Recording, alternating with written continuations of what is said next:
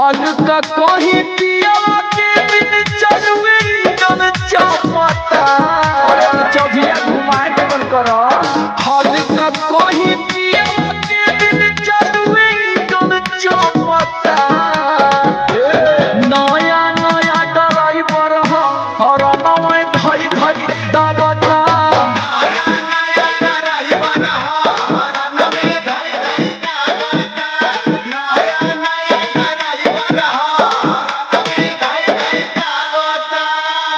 लागता कि सखी लर्निंग में वार्निंग ना कर पाई।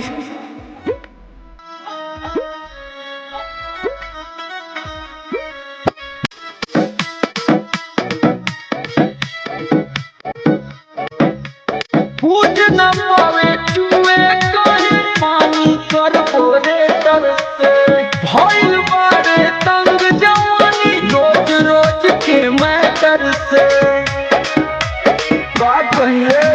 पूछ न पावे चुए कहीं पानी कार्पोरेटर से भइल बारे तंग जवानी रोज रोज के मैटर से धरता जब जब पिकअप गाड़ी थोड़ी सी तेरी को पता